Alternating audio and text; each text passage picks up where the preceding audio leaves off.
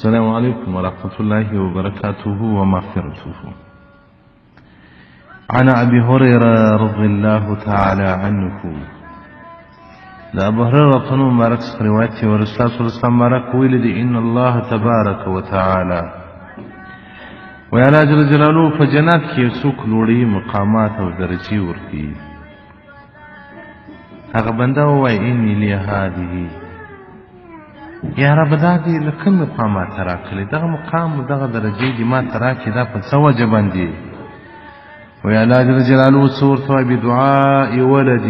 په دعا د اولاد ستا زوی درلودی هغه ستا آباد کې دعاوې درته کولې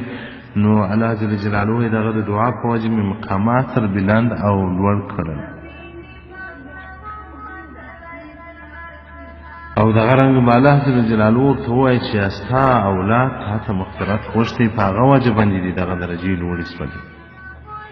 نو که څوک غواړي چې د خپل مور پلار مقامات یې په جنت کې لوړ شي هغه د خپل مور پلار ته دعاوې کوي هر هغه څوک چې مور پلار ته دعاوې کوي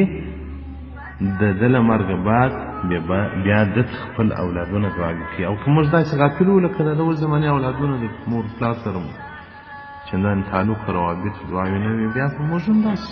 خبرو کې پراته یو د دعا څوک به نه لرو ورته محتاج به یو نو ځکه وایي که انسان پر هدیره باندې ورشي دعاوې وکړي او ثوابونه د تلاوت و د اذکارو ور وبخښي الله جل جلاله به هغو ته ثوابونه ورسي او ده که دی مړ سي وروسته د دغه ویونکي له مرګه وروسته به الله پر ده باندې نور خلک مهربانه کړي نو که غواړې چې د مرګه بعد خلک در باندې ورحمېږي خپل اولاد در باندې ورحمېږي نو خپلو پلرو منده ته دعاوې کوئ حدیث رقم 10240 باب نمبر 21 جلد نمبر 10 مجموع زوائد صفحه 170 والسلام علیکم ورحمة الله وبرکاته ومغفرته.